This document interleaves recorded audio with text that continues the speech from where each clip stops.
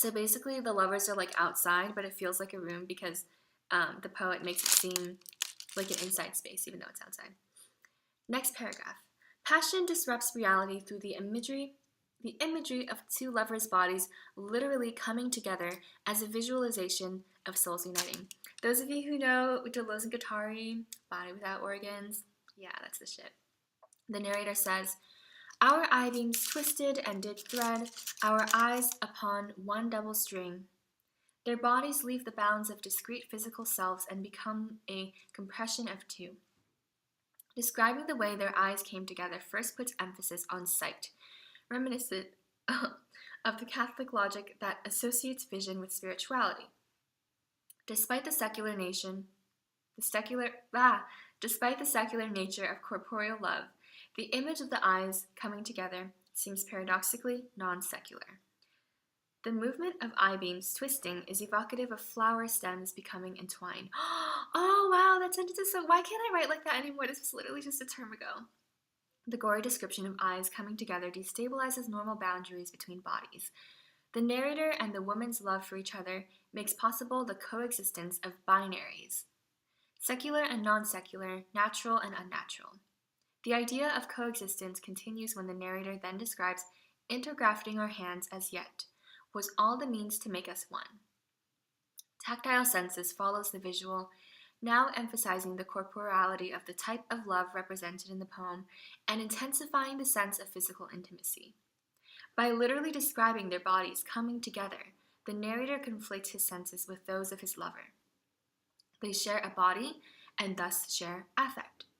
In addition to settling contrary ideals, the conflation of the bodies envisions a reality in which two people can be inseparable. So basically, like, their bodies are literally coming together, like their eyes are coming together and shit.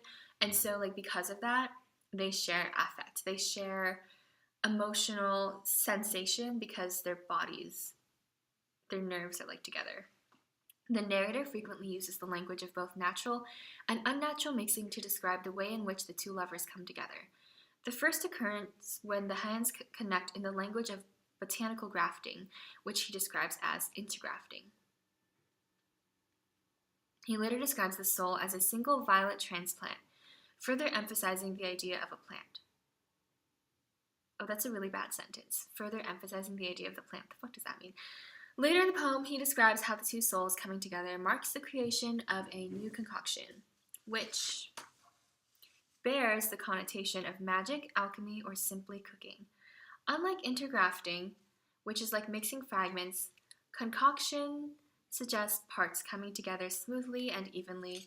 While the idea of a concoction has a magical quality, he still maintains the sense of love as organic by calling the concoction far purer than he came.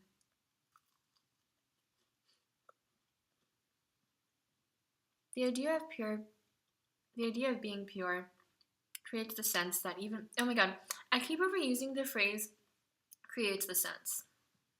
It's very, like, subtle, but when it's overused, it's really bad.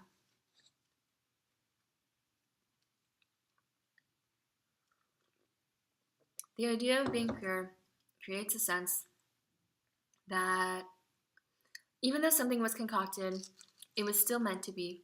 Furthermore, it bears trace of religious language, indicating that their love is not necessarily in tension with the non-secular. Another word that Donne uses to describe this mixing is how the two souls interanimate, a word that describes movement of the souls instead of the souls being passive agents of receiving sensation. Additionally, this term describes the ways in which the souls directly affect one another. It suggests a heightening of the senses, again the presence of the rational and the irrational in this fantasy of intimacy, allows love to settle real-world tensions. End paragraph.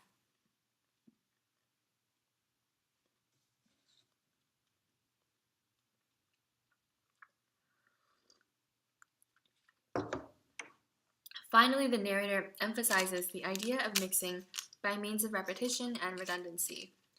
He says, "But as all several souls contain mixtures of things they know not what, love these mixed souls doth mix again, and makes both one, each this and that." He repeats variations of the word mix 3 times in this one sentence. interspersed with an alternation of phrases. I spelled phrases wrong, indicating multiplicity, several souls, and singularity, one. He describes the soul without its lover as an entity already as a sort of mixture. And so two souls coming together is the mixing of two already mixed entities. The redundancy suggests desperation, foreshadowing the inevitable collapse of this idealized daydream of love. This idealized daydream of love. Oh my god, okay. Both poems value intimacy between two people. They envision a world where reality becomes sublimated because two lovers are isolated from each other. Two lovers are isolated from others. But in both poems, the lovers are not isolated, disclosing that each explication of love is a mere fantasy. In The Sun Rising, the narrator addresses a third party, the sun, like the sun. Likewise, the narrator of The Ecstasy ends the poem by discussing how his love with the second person relates to onlookers. He writes how weak men on love revealed may look, creating a sense of voyeurism. Additionally, the narrator says, love's mysteries and souls do grow, but yet the body is his book. This line shows how the intimate love between two people is in fact accessible to others. Unlike soul love, love of the body is visible like a book. Like a book, the body can be read since it is meant to be seen. The personification of the sun as the receiver of the narrator's monologue has the same effect of creating the presence of a watching third party. If the sun does as the narrator says and shines onto the two lovers at the window, the sun eschews everything else in the real world. I use the word eschew. And looks in the window upon the two lovers. The sun, even when shining upon them, reminds them that they do not exist in an isolated world. The last paragraph, guys. The Sun Rising and The Ecstasy imagine a place where responsibilities are non-existent, and where love is in fact responsibility. In The Sun Rising, this means that the male lover is all princes, and in The Ecstasy, this means that the bedroom undertakes the natural beauty of a bank.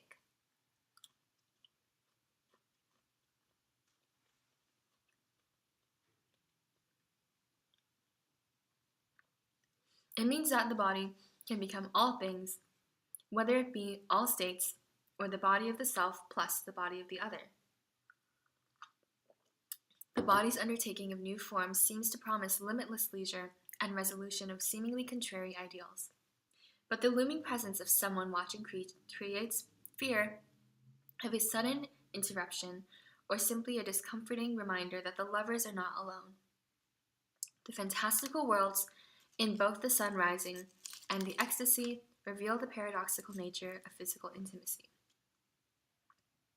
The narrators of both poems resist the ephemerality of intimacy by assigning sensuality with worldly importance and allowing love to exist in isolation from anything else.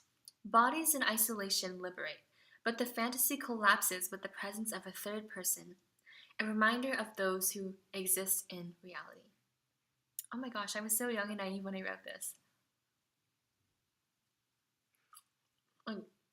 The basic idea is just that when you have a physical relationship with someone, it's like, it feels really magical, but the sense of magic, even though it's real, like collapses when you are with other people, and it becomes like a fantasy, and you're aware of just like, you know, the mundaneness of it, and how like ephemeral physical love is basically dispassionate physical closeness, and like those two things don't really come together, or they're like the same thing, but depending on the lens at which you look at it, and it totally depends on like how many people you're with. So that's why I wrote this essay.